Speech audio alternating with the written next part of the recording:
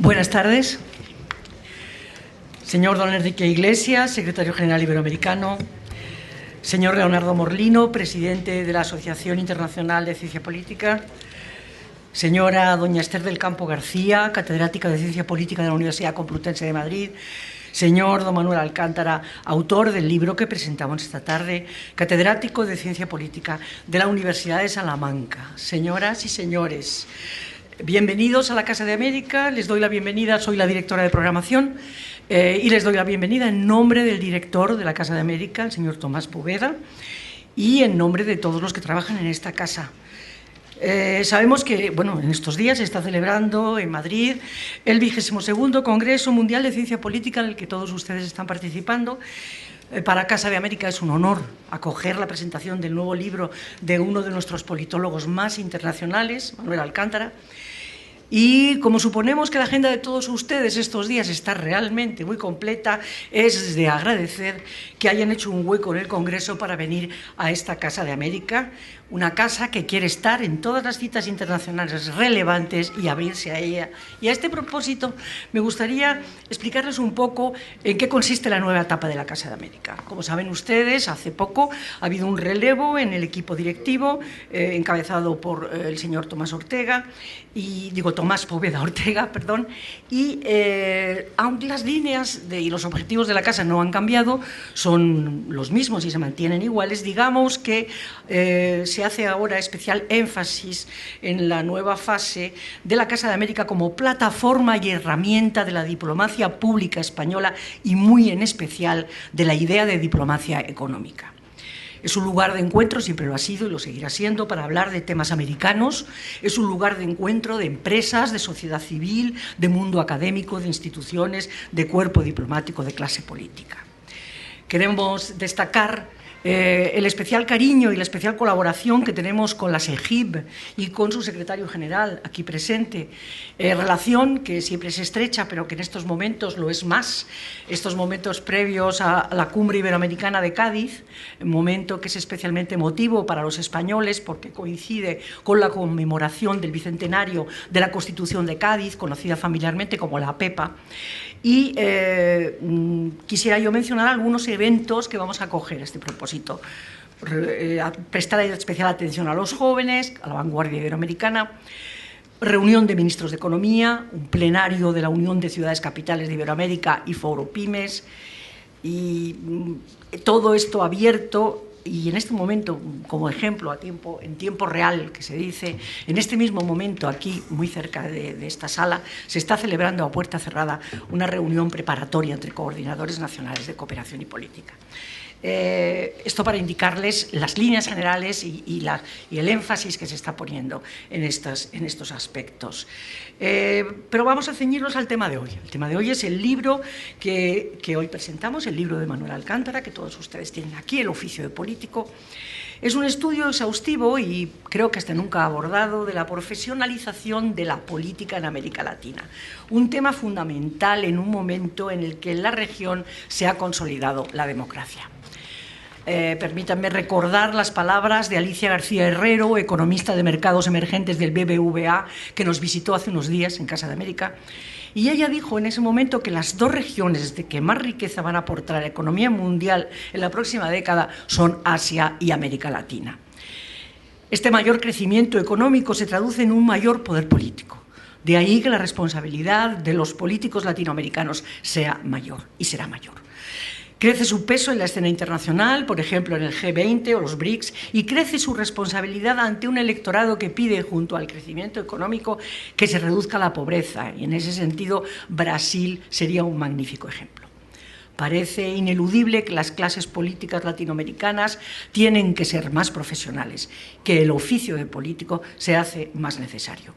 Y es sobre esto, sobre el oficio de político, sobre el poder, sobre la confluencia de aspectos no necesariamente contradictorios como la ambición, la vocación, la vanidad, el dinero, el altruismo. De esto trata este libro. A Manuel Alcántara hay que agradecerle libros que se puede decir que son manuales obligatorios de las universidades latinoamericanas, como Sistemas Políticos de América Latina, Gobernabilidad, Crisis y Cambio.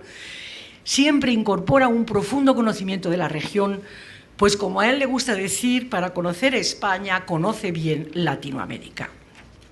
En torno a este libro creo que se producirán reflexiones y se establecerá un diálogo muy interesante esta tarde. Es un lujo poder contar esta noche con todos ustedes, con don Enrique, con el señor Barlino, con todos, la señora Esther del Campo y el propio autor, evidentemente. Es un lujo y les agradecemos, vuelvo a agradecer, reitero el agradecimiento a todos ustedes y por supuesto a ustedes. Muchas gracias. Bueno, muy buenas tardes, me da mucho gusto estar en esta casa, casa de todos los iberoamericanos. Saludar a nuestros buenos amigos que me acompañan, particularmente al profesor y querido amigo Manuel Alcántara, y por supuesto a todas y todos ustedes. Sobre todo veo que hay mucha gente joven aquí, lo cual me parece muy bien que la gente joven se interese en la política, me parece muy importante. Para España y para América el hecho de que haya caras jóvenes en este tema es muy reconfortante. Bueno, todos conocemos al profesor Alcántara, realmente es uno de los más prestigiosos politólogos que tenemos en Iberoamérica, yo diría en el mundo. Es una persona de gran respeto que ha hecho de su dedicación a la ciencia política y particularmente a los problemas de la política en este país y en América Latina una gran vocación de catedrático, de investigador y ahora de estas reflexiones que nos presentan en este importante libro. Yo creo que de alguna forma para nosotros, para la CEGIB, es muy importante el profesor Alcántara, es muy importante porque se ha ocupado fundamentalmente de América Latina. Yo creo que pocos investigadores catedráticos ahí tenemos nosotros que haya hecho una reflexión tan profunda de la región. Y en ese sentido, yo lo primero que hay que hacer es agradecerle, como desde la prestigiosa Cátedra de Salamanca se ha convertido en ese referente. Yo creo que nos trae reflexiones importantes sobre la calidad de la política, sobre las motivaciones para convertirse en político, sobre los perfiles profesionales y formativos que han tenido los políticos, qué hacen los que abandonan la política y, por supuesto, cuáles son las obligaciones de la profesión. Hay una cosa que dice Manuel de entrada que yo creo que es importante, no hay un examen para hacerse político. Uno se hace político y lo hace, pero tiene que hacerlo con una profunda vocación. Es una de esas profesiones que si no hay una vocación de servir y de comprometerse con el interés general, es muy difícil tener éxito. Y sobre todo es muy difícil acudir un poco a comunicarse con la opinión pública.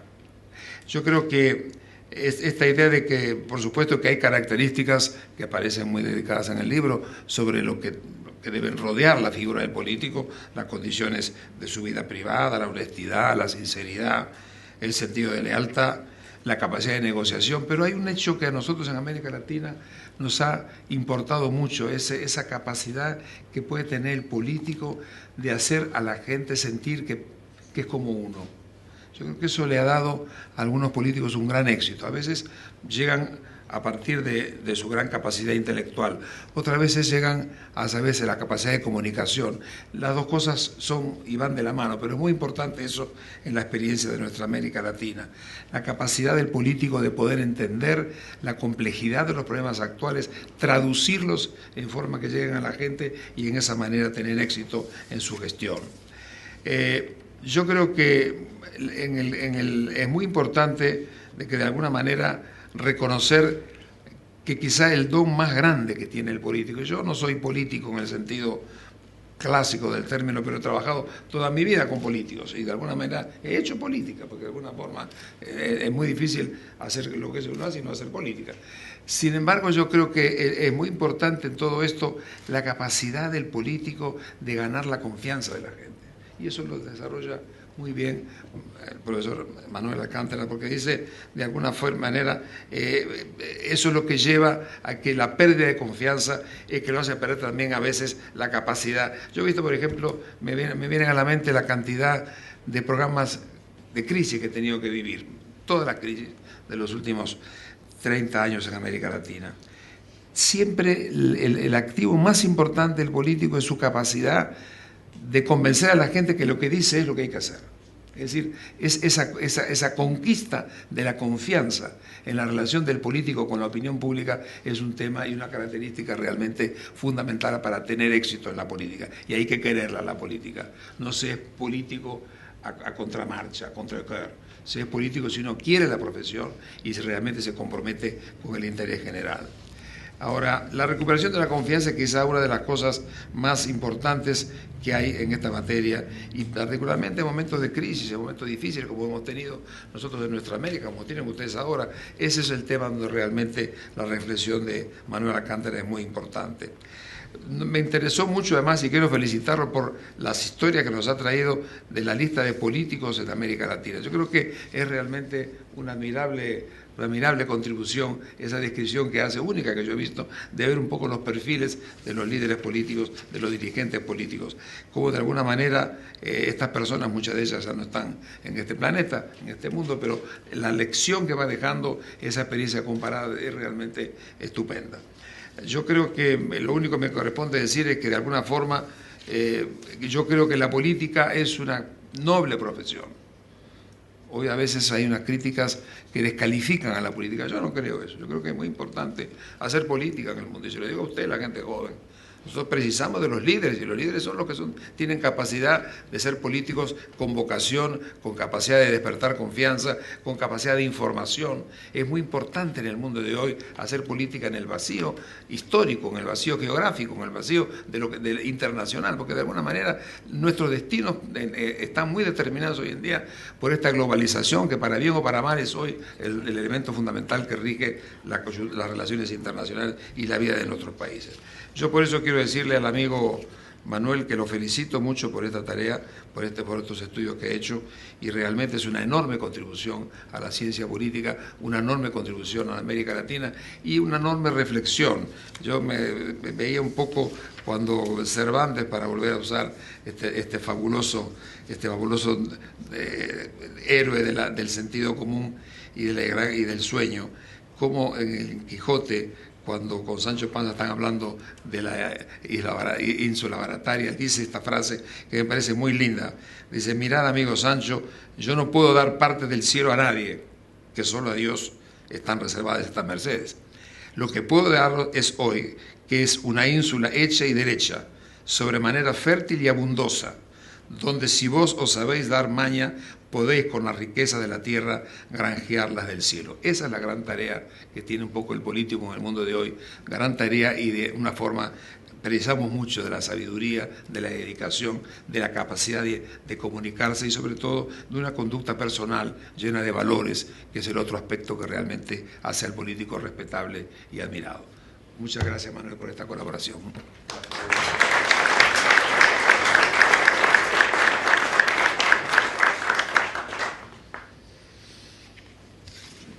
Adelante.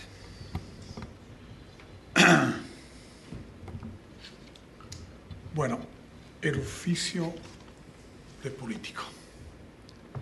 Yo voy a tratar 3 puntos, un poco rápidamente, pero creo por dar una idea bastante buena espero, Manolo, del libro. Ante todo, el libro se publica aquí en España en un momento particular. Y aquí quiero desarrollar 1 o 2 puntos. Eso es el primer punto. El segundo punto, quería subrayar la originalidad del libro desde un punto de vista teórico. Quería, tercero punto, subrayar la originalidad del libro desde un punto de vista empírico. Eso es el primer punto. Sí, es un momento particular, es un momento en el cual en realidad hay 2 aspectos que yo creo son importantes. Como decir, para nosotros, desde mi punto de vista, un aspecto interior y un aspecto exterior, lo voy a decir así. El aspecto interior es que ahora en ciencia política hay está subiendo un debate muy importante sobre el punto del papel del político, sobre el punto di come il politico podría resolver problemas de la sociedad, de la economía, resolver los problemas que todos tenemos. Entonces hay un debate académico que se va también ahora discutimos al Congreso de Ciencia Política, probablemente con Manolo, de la relación entre calidad de la democracia y calidad de los políticos, y cómo los dos aspectos son relacionados. Es decir, en ese sentido, el libro cae en un momento particular en el cual este debate está diventando más y más importante. Pero, como estaba diciendo, ese libro cae en un momento, se publica en un momento en el cual al político se preguntan, se piden cosas que el político en realidad no sabe hacer, no puede hacer. El político tiene recetas antiguas y nosotros teníamos que confrontar problemas nuevos, por lo cual la verdad, si no es una verdad demasiado pesimista, es que el perfil político no tiene respuesta, no sabe cómo hacer. Tiene recetas, como decía, tradicionales, recetas económicas tradicionales, pero no hay verdaderamente la respuesta. Entonces, todavía hay el problema del ciudadano que tiene expectativas hacia el político. El político debería resolver problemas. Y creo que esta idea, esta definición del político, que ha sido también una definición clásica, ahora es una definición muy contemporánea. En mi segundo punto, l'originalità teórica del libro. El libro es el resultado, como decir, de una convergencia entre dos literaturas. La literatura clásica también, que ha estudiado mucho las élites políticas, las élites parlamentarias, diferentes características, ed è una literatura muy amplia ed è una literatura típica de la ciencia política. Es una literatura que puede ir a Mosca, a Pareto, autores italianos clásicos, pero muy bien conocido en todo el mundo, no solamente en Europa, particularmente en España, también en Francia, en América Latina, en Alemania, en Italia, en Alemania, hay el renacimiento de la ciencia política propiamente con estudios sobre las élites. Entonces, en ese sentido, es una literatura muy importante, muy clásica. Lo que hace Manolo es usar no solamente esa literatura, sino también una otra literatura, que es una literatura sobre la teoría democrática, sobre la calidad de la democracia, sobre el cambio democrático, y ver cómo esas dos literaturas van a converger en haber nuevas preguntas más importantes, más relevantes por la ciencia política contemporánea. Esto es el resultado del libro. En ese sentido el libro añade resultados importantes a esa literatura. Y los resultados son sobre todo empíricos. Entonces voy a tratar un poco el tercer punto, la originalidad empírica del volumen, en el cual, por ejemplo, cuando Manuel examina las características más importantes que debe tener un buen político según los diputados latinoamericanos, es decir, opinión a nivel de élite, y pronto la característica más importante es la honradez. No es, por ejemplo, la formación, el background, la educación, pero es en algunos países la capacidad de identificar problemas. El político tiene que ser capaz de identificar problemas. El político en Colombia, por ejemplo, destaca, la Colombia, en comparación con los otros países, el político tiene que haber experiencia. Eso es algo bastante importante que diferencia la Colombia de los otros países. Pero, ¿cuáles son las características más importantes para ganar elecciones? Y aquí, nuevamente, la educación, la formación, la experiencia, la honradez, el carisma, el liderazgo, la capacidad de liderazgo emergen como los aspectos más importantes. También cuando se va a analizar un otro punto, las dimensiones más importantes de la calidad de los políticos. Los tres aspectos que son más importantes son la calidad estratégica, la calidad personal, el desempeño en el cargo. Y cuando se habla de calidad personal, vamos a volver a la honestidad, a la habilidad para resolver problemas, como se decía antes, la habilidad para trabajar con líderes, la habilidad para hablar en público, la dedicación al servicio público, la comprensión de los issues, energía vital. Eso es un aspecto, por ejemplo, que tendría que ser subrayado. Y también en términos de dedicación a la calidad de políticos profesionales, dedicación a tiempo completo, donde está talento y experiencia. Y nuevamente aquí hay una elaboración muy interesante de esto. Y también cuando Manolo hace una pregunta que es muy importante, ¿cómo se desarrolla la carrera política en América Latina? Creo que el doctor Iglesias hacía referencia también a esto. Vamos a ver carreras muy vinculadas al contexto institucional. El más reiterado, el más importante, el papel desempeñado por la familia, por ejemplo, los vínculos matrimoniales. Un otro elemento tiene que ver con la vocación fundacional para impulsar proyectos políticos canalizados a través de partidos.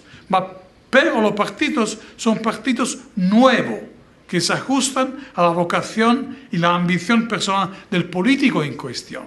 Entonces aquí hay un otro conjunto de factores para explicar la carrera política de muchos.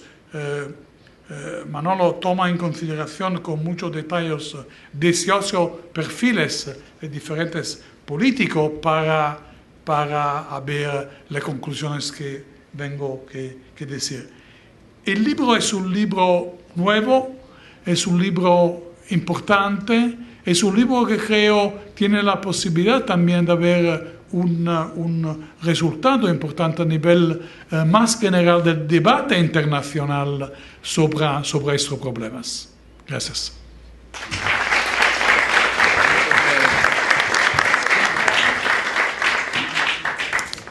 Hola, buenas tardes.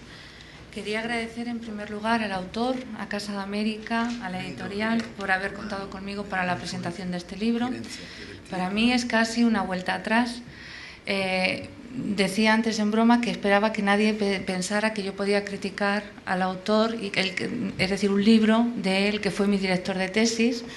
Por lo tanto, creo que mis palabras más bien hoy son casi de festejo, es decir, de celebrar que efectivamente tenemos un libro que además, me decía el editor, y yo se lo he transmitido al autor, ya ha vendido todos los ejemplares de la primera edición. O sea, que eso es una buenísima noticia para los politólogos, que casi nunca vendemos nada, efectivamente.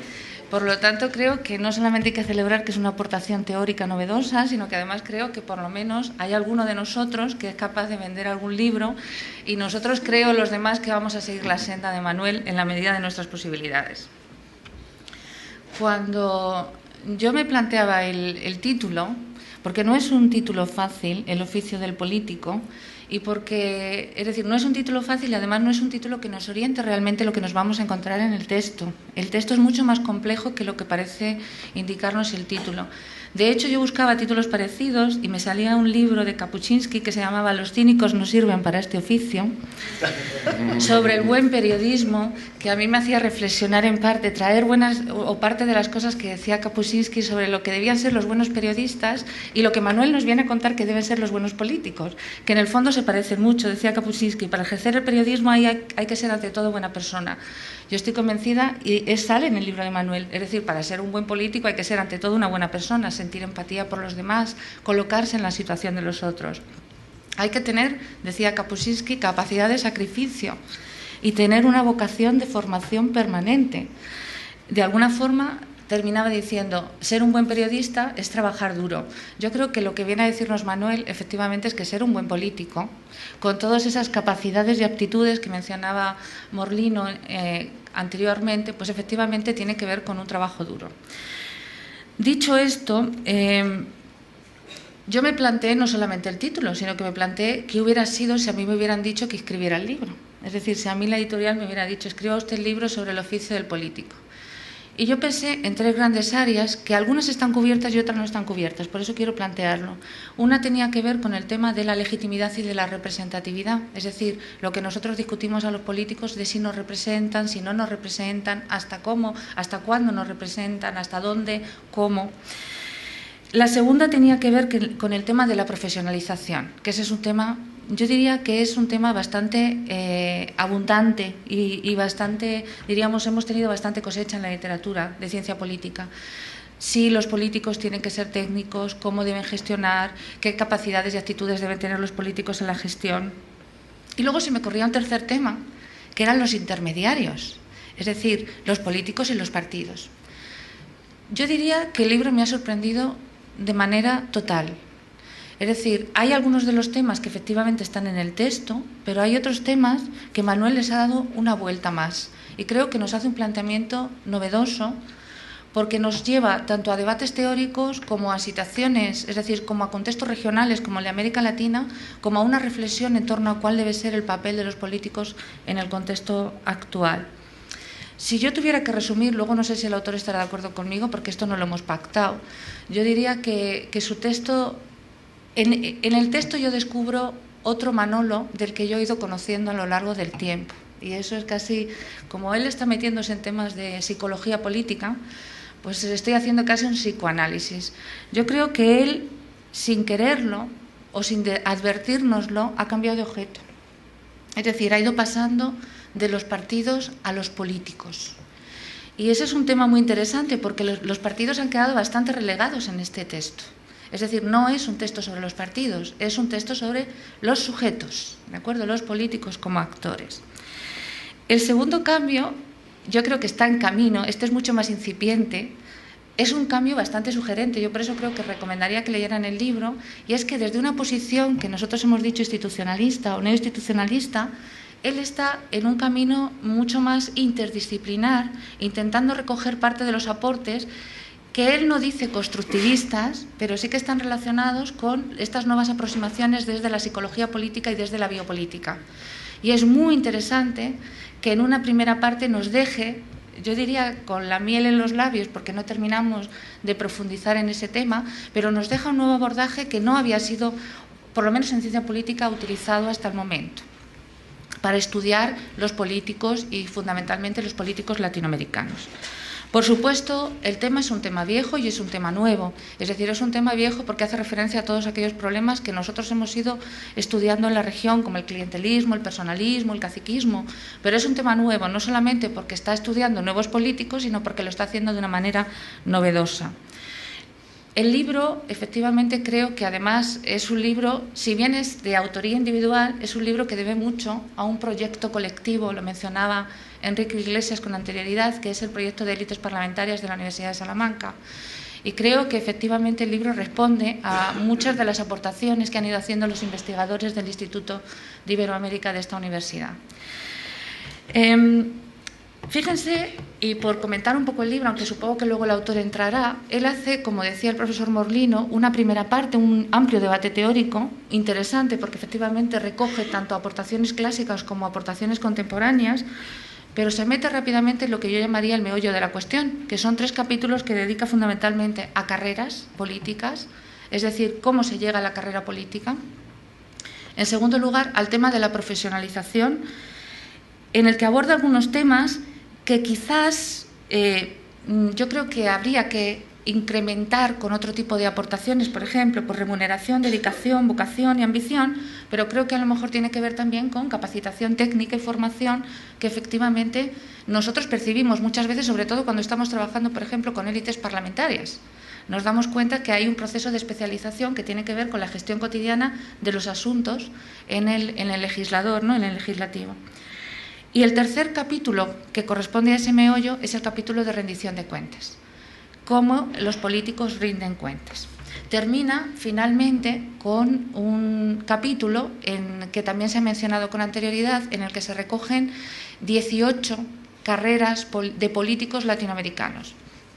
Yo creo que efectivamente es una aportación novedosa, aunque me hubiera gustado algún juego más con políticos más modernos, es decir, más contemporáneos, y con políticos, yo diría, más periféricos, más diríamos que no vienen de los partidos políticos o de la política tradicional, sino que vienen de otro tipo de aportaciones en los nuevos gobiernos que se han llamado de izquierda en la región. Entonces yo creo que ese podría ser algo que se podría continuar en el futuro.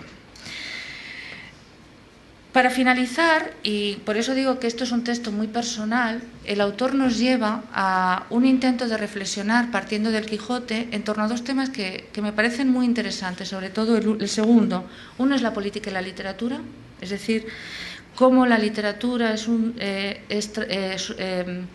estado subjetivo, igual que la política se corresponde también con un estado subjetivo que tiene que ver con esas carreras de los políticos, ¿no?, y con esas decisiones que toman las personas de llevar a cabo una vida política. Y en segundo término, y esto sí me parece interesante, el tema de los políticos profesionales y el tema de los escritores profesionales. Fíjense que aquí volvía yo a mi reflexión sobre si los politólogos servimos para algo o no servimos para nada, porque efectivamente los políticos profesionales son muy influyentes y parecen recibir muchas críticas, y los politólogos profesionales, los escritores profesionales son poco influyentes, y sin embargo efectivamente la mayor parte de las ocasiones alabamos su trabajo porque responde a unas pautas de conocimiento científico y de aportación muy importante.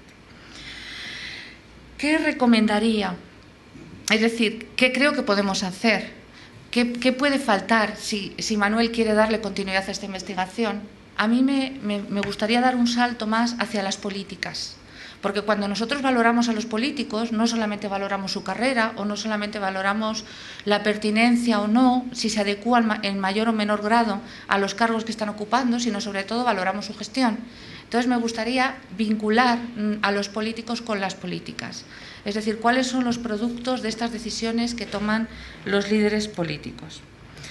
Por último, quiero terminar con una frase que todos ustedes seguro que han leído, que decía Dieter Nolen, y es que cuando nosotros empezamos a trabajar sobre transiciones, yo me acuerdo, y sobre reformas institucionales, decía Nolen, el contexto hace la diferencia, si ustedes lo recuerdan.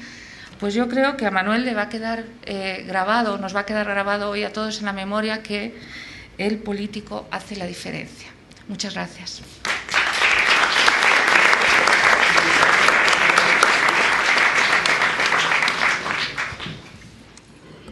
Bueno, muchísimas gracias. En primer lugar, a Tecnos por haber confiado en mí una vez más y por ser los responsables del título del libro, hay que decirlo. Porque el título se llamaba La profesión de político, pero ellos creo que con muy buen acierto decidieron que fuera el oficio de político. Y yo creo que, de alguna manera, además, en las primeras páginas, cuando hablo de la obra de Cicerón, de Oficis, yo creo que está bien pillado eso. O sea que muchas gracias, muchísimas gracias. También muchas gracias por la portada, porque ha tenido cierto éxito. Bien es cierto que debo reconocer la contribución de mi hijo en algunos toques y sobre todo en algo muy importante, y es que me dijo, padre, tiene que haber una mujer. Porque en la primera oferta solo había un hombre, solo había el perfil de un hombre que además me dijo, se parece a Oscar Mas, a Artur Mas, a Mas.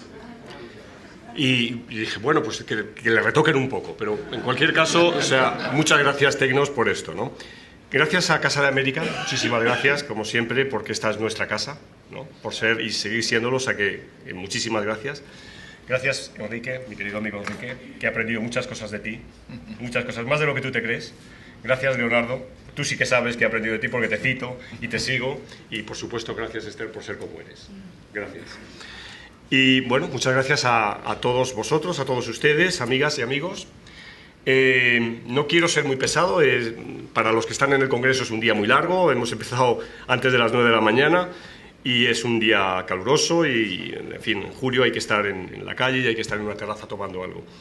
Yo quiero confesarles cuatro objetivos de lo que yo tenía en la cabeza cuando empecé a escribir este libro hace casi ya 3 años, lejos de la situación actual, que parece que ha venido como anillo al dedo, porque lo que yo perseguía es, y de alguna manera mis colegas han ratificado, bueno, que iba por una acertada dirección, era llamar la atención desde la disciplina en la que me muevo, de la ciencia política, a un viejo objeto de estudio que, en mi opinión, había sido dejado de lado, por lo menos en los últimos 30 años, ¿no? Yo creo que, como tanto Leonardo y Esther han mencionado, el empuje del neoinstitucionalismo ha sido muy fuerte, la ciencia política encontró un hueso al que agarrarse muy fuerte, y digamos, esta atracción por parte de la ciencia política dejó una reflexión sobre algo que, como señalaba Leonardo, ha habido una tradición de siempre en la disciplina, ¿no? Y cuando digo de siempre, ¿no? Digo desde Aristóteles para acá, ¿no?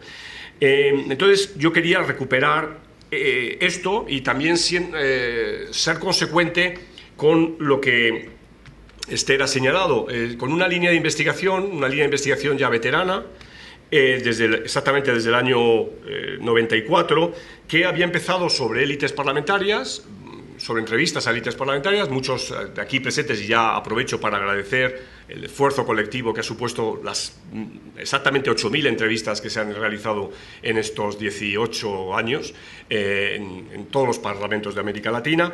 Entonces, continuar esta línea de investigación que había pasado por los partidos, que había pasado por los poderes legislativos y que, como de una manera muy natural, convergía en la figura de estas personas, de estos hombres, de estas mujeres que tomaban decisiones y que hacían cosas, y que además eran algo más que diputados, ¿no? Eran ministros, eran directores generales, eran asesores parlamentarios, asesores de los ministerios, también políticos en la esfera internacional, políticos en el ámbito local, etcétera, ¿no? Entonces, era una continuación que yo creo que era una secuencia bastante lógica, y dando a un estudio clásico cuantitativo, pues darle un componente cualitativo, ¿no?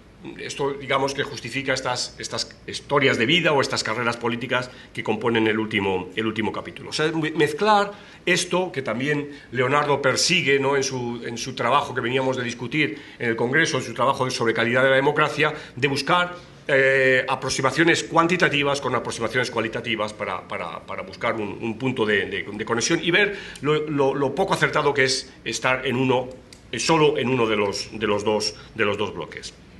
También he querido incorporar, y lo digo con mucho cuidado esto que voy a decir, ¿no? Pero he querido incorporar una, comillas, con todas las comillas que se quieran poner, una cierta tradición española, una cierta tradición de pensamiento español.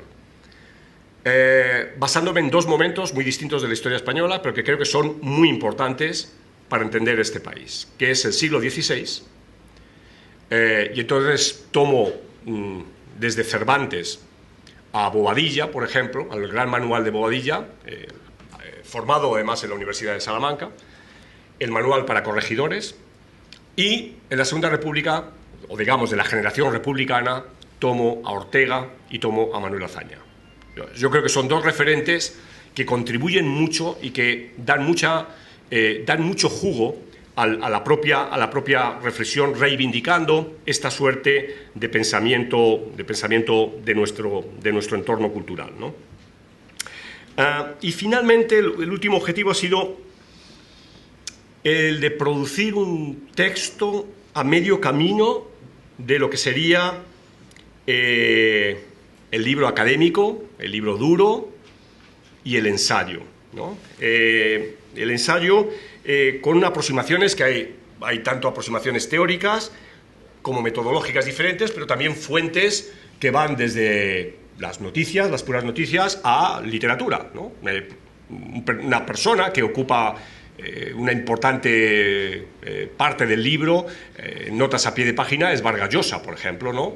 Y su relato de su campaña electoral del año 90 como pez en el agua, ¿no? Entonces, quiero decir, son distintos retazos que producen un libro que me da mucha satisfacción que se haya agotado la primera edición, pero que soy consciente que en la NECA no me daría ningún punto para tener ningún sexenio de investigación. O sea, soy consciente de que no ha pasado un peer review ni nada de esto, y es la locura en la que vivimos, pero es así, ¿no? En cualquier caso, es un libro, y debo reconocer, que persiguiendo este objetivo me he divertido mucho escribiéndolo, y espero que si tienen la ocasión de leerlo también les produzca un gozo intelectual. ¿Qué resultados quiero destacar, ¿no? Miren, lo primero es que, y ya se ha dicho aquí, defiendo cada vez más, y a lo mejor también es un pecado decirlo en el foro de gran parte de los aquí asistentes que están en un Congreso Internacional de Ciencia Política, pero defiendo cada vez más dos tipos de mestizaje.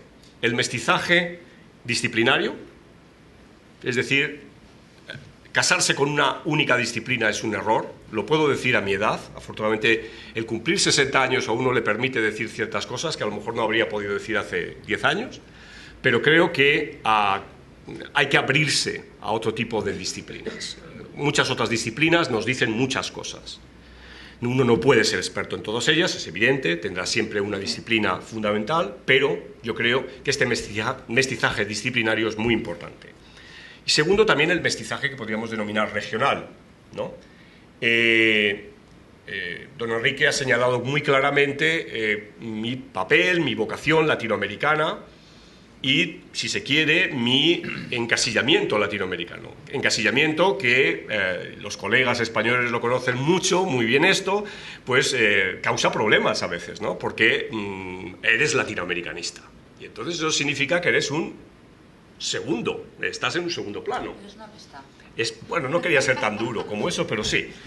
Entonces, no es que tengan, por supuesto, no he tenido nunca ningún complejo de ser latinoamericanista, pero también quería precisamente hacer un mestizaje con una reflexión de este otro lado del Atlántico, y ahí aparecen figuras desde, evidentemente, políticos españoles, pero también reflexión de políticos alemanes, de políticos franceses, etcétera, ¿no? Y de literatura, sobre todo, no alemana, pero sí francesa y británica, ¿no? Defiendo también en este mestizaje disciplinario, y por aquello de tener una hija y un nuero médicos, defiendo también que la medicina y cosas próximas a las ciencias biosanitarias tienen mucho que decir y mucho que ver para entender la figura del político, la enfermedad, por ejemplo, ¿no? Y cómo el político manipula la enfermedad, o cómo la enfermedad le manipula al político, ¿no? La genética, la neurología, etc. He querido definir quién es un político profesional. Hay un modelo, hay una propuesta que espero que todos mis colegas la lean, la discutan, la refutan y me den, pues me hagan críticas y me digan qué puede faltar, qué puede sobrar, ¿no? Es decir, aquella persona que hace una actividad política, y uso la definición de actividad política, la más clásica de Hannah Arendt, y luego que cobra por ello, y que se dedica en un determinado porcentaje de su tiempo a ello. Puede ser a tiempo completo o puede ser a tiempo parcial. Las encuestas nuestras de parlamentarios en América Latina nos indican que hay muchos parlamentos en América Latina donde los diputados reconocen que su dedicación a la labor parlamentaria es a tiempo parcial. Esto, por ejemplo, en Paraguay. El 20% de los diputados paraguayos dicen que se dedican a ser diputado a tiempo parcial. Y choca esto con Colombia, donde el 92% dice que se dedican a tiempo completo, ¿no? Entonces, dedicar tiempo y cobrar por ello es lo que definen, son los dos criterios que definen el político profesional, amén de la actividad política, ¿no?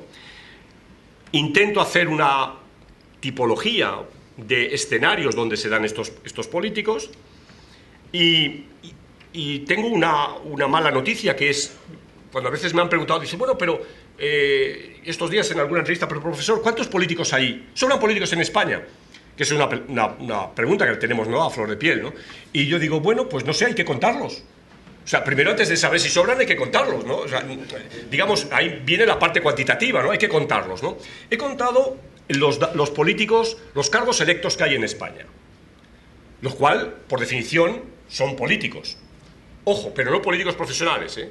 ¿Por qué? Bueno, pues porque los políticos electos que hay en España son 90.000. Ni uno más, ni uno menos. Hay 90.000 políticos electos. Pero claro, de esos 90.000 hay varios miles que son concejales en ayuntamientos, en municipios que no cobran ni 5, pero no cobran ni una dieta, ¿no? Porque en algunos pueden cobrar dietas, y tienen una dieta simbólica, pero en muchísimos municipios, sobre todo los municipios, y son muchos en España, de menos de 200 habitantes, que cada uno de ellos tiene 5 concejales, no cobran ni 5. O sea, no cobran ni 5. ¿Puede haber excepciones? Por supuesto, aquel municipio que tiene molinos de estos de viento para generar energía y que tiene unos recursos el pueblo, y entonces los cachondos de los concejales se han puesto unas dietas de 500 euros por asistir a pleno. Pero bueno, entonces la cuestión es que tenemos 80.000 políticos electos. Pero ¿cuántos políticos tenemos que no son electos? Entonces ahí tenemos que empezar a decir, bueno, ¿cuántos políticos tienen los partidos políticos que están liberados? De acuerdo que hay muchos de ellos que están, a la vez, están liberados porque están cobrando un sueldo de la Diputación o un sueldo del Parlamento Autonómico, etcétera. Pero ya empezamos a encontrar dificultades para algo tan sencillo como sería contar, ¿no? Porque uno diría, contar es muy sencillo, contar las personas que están en esta sala sería muy sencillo. ¿Cuántos políticos hay que están en posiciones de designación, ¿no? Es difícil ya también, ¿no? ¿Cuántos políticos están en los ministerios como asesores? ¿Cuántos políticos están en las consejerías como asesores de los consejeros autonómicos? ¿Cuántos políticos están en el escenario multilateral o internacional, ¿no? Es decir, ¿cuántos políticos hay en organismos internacionales a los que se llega no por un concurso de méritos, sino por una designación política? Es decir, ven que la maraña se hace muy complicada, pero mis cálculos me vienen a decir que tendríamos en España, pero ya digo, esto lo digo con muchísimo cuidado, tendríamos aproximadamente unos 95.000 políticos. Bueno, repito, muchos de ellos no cobran y eso es lo que habría que depurar, ¿no? Probablemente podríamos depurar 25.000 de esos 95.000. Entonces, la respuesta que yo daría hoy, y sobre todo a los jóvenes estudiantes les digo, testen esto y demuestren que esto no es así, es que tendríamos unos 70.000 políticos. Bien. Discutir las razones y las formas de entrada en la política. De nuevo, la política y sobre todo la política democrática, don Enrique lo señalaba, ¿quién es político? Bueno, hay que ganar una elección. Hay que ganar una elección. Ese es el mecanismo fundamental de entrada en la política democrática contemporánea. Pero ojo, de nuevo, hay muchos políticos, y algunos de ellos muy conocidos, que jamás ha ganado una elección. Jamás. Jamás. Esto es muy interesante, ¿no? Gente que ha hecho carrera política y que no han ganado una elección. Y no digo que no hayan ganado una elección porque iban en el número 13 de la lista por Madrid y entraron 14. No, no, no, porque finalmente ganaron una elección y estaban en la lista. No, no, personas que nunca se han presentado a una elección, o que se han presentado y la han perdido, pero que están en la política. O sea que las elecciones sí son el mecanismo más importante de entrar en la política, pero ojo, no es el único. No es el único. Hay gente que vive de la política y por consiguiente es un político profesional y que trabajan en organizaciones locales de los partidos políticos haciendo un trabajo muy digno, muy propio para el partido político, que nunca se han presentado a una elección. Y eso sería también un objeto muy interesante de estudio, ¿no? Lo que sí que es cierto es que hay una carrera profesional. Y esto es uno de los argumentos, yo creo que he tratado de elaborar más, en el sentido de gente que, digamos, podemos convenir que una carrera profesional, hombre, si nos hablan o nos hablaban hasta hace unos minutos de que para jubilarnos y para tener una pensión, bueno, había determinados años, es decir, digamos, lo normal es entre 30 y 35 años, es lo que se estima que es la carrera profesional, por lo menos ya digo hasta ahora. Bueno, pues hay muchos políticos que han estado 35 años en la vida política, muchos, y que han hecho una carrera profesional, y han hecho una carrera profesional muy interesante. No tenemos empíricamente estudiado cuáles son los mecanismos de los saltos, ¿no? Cada sistema, el contexto, cada sistema es distinto. Evidentemente, en México, donde se prohíbe la reelección inmediata, uno podría decir, como se prohíbe la reelección inmediata, no hay políticos profesionales de larga carrera. Falso. Todo lo contrario. El político mexicano se hace muy hábil para ir saltando de sitio a sitio para cumplir el mandato constitucional de la no reelección, pero para tener una carrera política. Y, de hecho, en México tenemos las carreras políticas más longevas de toda América Latina, ¿no? O sea que sería, y precisamente en México está la cláusula de la no reelección para evitar eso. Es curiosísimo, ¿no? O sea, hay como de nuevo el choque entre las instituciones, las reglas, y lo que realmente pasa, y los individuos, ¿no? Y como los individuos, de alguna manera, trampean las instituciones, ¿no?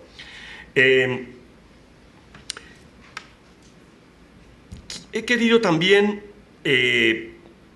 plantear algo de lo que todavía sabemos menos, que es a dónde va el político cuando deja la política. He dicho que hay políticos que no dejan nunca la política y lo único que pasan es a sitios que son vistos como menos políticos, aparentemente porque no son partidistas, ¿no? Porque no son partidistas, ¿no? Aquí está mi querido amigo y agradezco al embajador de Corea en España. Él es un diplomático de carrera, pero él sabe muy bien que hay países donde la diplomacia de carrera no existe y que los diplomáticos son políticos. Pueden ya en un determinado momento no ser para nada partidistas, haber sido personas con un saber hacer que les aleja de lo partidista y se terminan convirtiendo en diplomáticos, digamos, en tener su carrera diplomática. Pero eso no significa que dejen de ser políticos, porque dependen de que cada año o cada periodo presidencial el presidente de turno les confirme en la embajada de tal o les cambie a otra embajada, etc. Son personas que entonces entran en mi definición de político, ¿no? Pero realmente cuando alguien deja la política, y no hay que pensar en los grandes nombres, que más o menos están controlados, ya hay algún artículo que han hecho los antiguos primeros ministros de las democracias en los últimos 20 años, ¿no? Eso es relativamente fácil, ¿no? Es decir, ¿dónde está, en nuestro caso, nuestros antiguos presidentes todavía vivos y digamos, con salud, ¿no? Como es el caso del presidente González o el presidente Aznar? ¿Dónde están? Es fácil saberlo. ¿Dónde está el primer ministro Blair? ¿Dónde está Schröder? Etcétera, etcétera. Se puede saber, ¿no?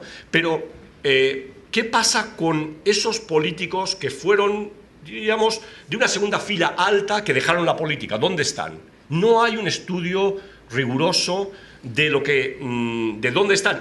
Y ojo, yo no lo planteo evidentemente por una cuestión entendámonos, de cotilleo académico, decir dónde van. No, sino también por una cuestión yo diría, de pureza democrática, ¿no? Porque si la acumulación de un capital simbólico, como es el que significa ser político, sirve para hacer efectivo ese capital en el consejo de administración de una determinada empresa, bueno, entonces sabemos que, digamos, la finalidad de ese político era terminar en esa determinada empresa. Si se termina siendo consejero de una gran multinacional y diciendo, no, yo ya no quiero saber nada de política, bueno, eso nos da un perfil y es un perfil, repito, que desde la perspectiva de la rendición de cuentas social es fundamental. Voy concluyendo. He pretendido, y creo que lo he logrado, hacer una aproximación para plantear, eso es lo que he logrado, no conseguirlo, para plantear estándares de calidad. Es decir, si los políticos son una preocupación para la gente, ¿por qué lo son? ¿Por qué? Porque es una preocupación para la gente. Bueno, alguien podría decir, bueno, siempre ha sido así. Hay citas fabulosas en el Quijote donde ya lo plantea, y plantea cosas que serían actuales para hoy, 4 siglos después, ¿no? Hay una tradición hispánica, si se quiere, del anarquismo más puro, que siempre denostó la figura del político profesional. Y eso está en nuestra cultura, ¿no? Pero luego también hay razones que tienen que ver con la falta de estándares de calidad. Algo señalaba también Esther, ¿no? Es decir, bueno, no se trata de que tengan que, por definición, ser todos universitarios ni nada de eso, pero se trata de que tienen que saber.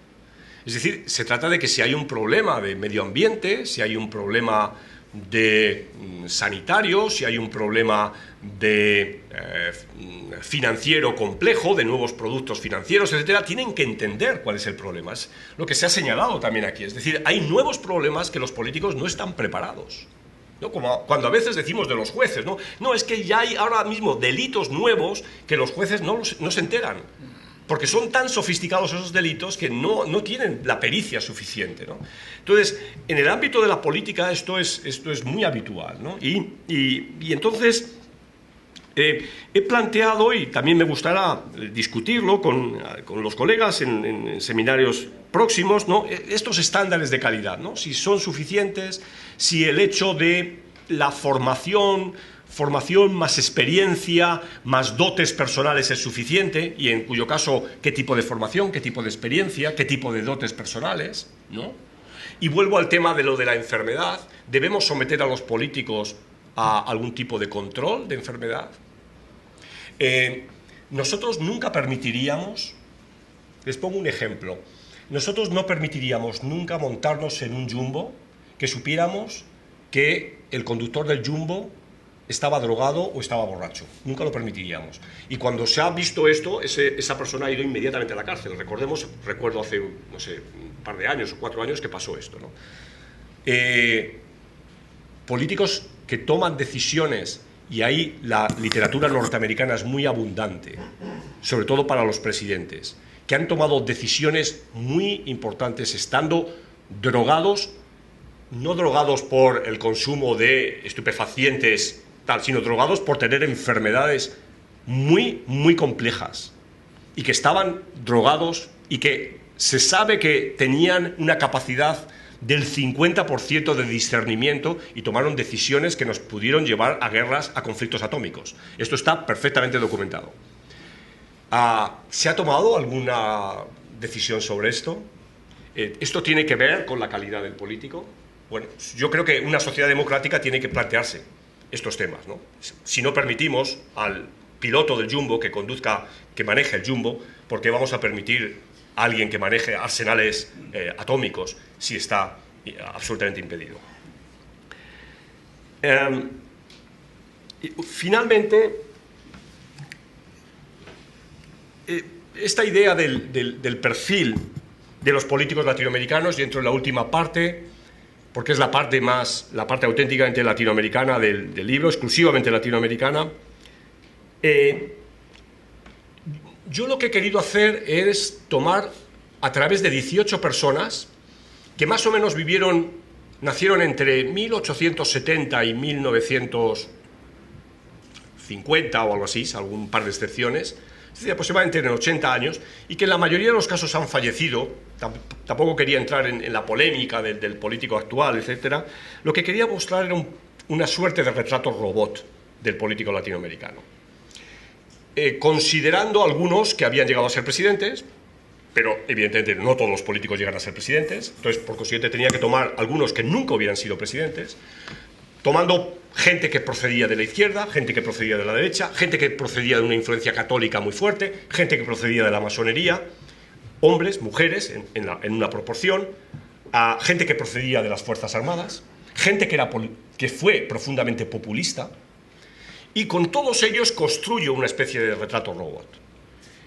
La idea es que el político latinoamericano es un político muy normal, que proceden en su mayoría de partidos políticos, que tienen estas diferencias que he dicho, como puede ocurrir en Europa. Es decir, a mí me hubiera gustado hacer ese ejercicio contraponiendo con 18 políticos europeos, ¿no? de la misma más o menos generación, y nos llevaríamos muchas sorpresas a propósito de, con una visión a veces demasiado eurocéntrica, pensar que lo latinoamericano es de segunda clase o de algo que no es comparable a lo que ocurre en Europa o lo que ocurre en las democracias occidentales, ¿no?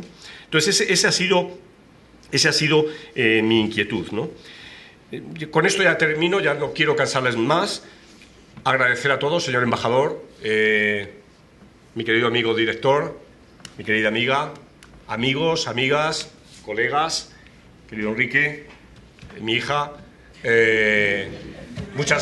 mi nuero también, sí, porque Alberto se enfada. Mil gracias y espero que los que se animen a leer el libro me pasen comentarios, me escriban, me digan en qué están de acuerdo, sobre todo en qué están en desacuerdo, para mejorar el trabajo. Muchas gracias.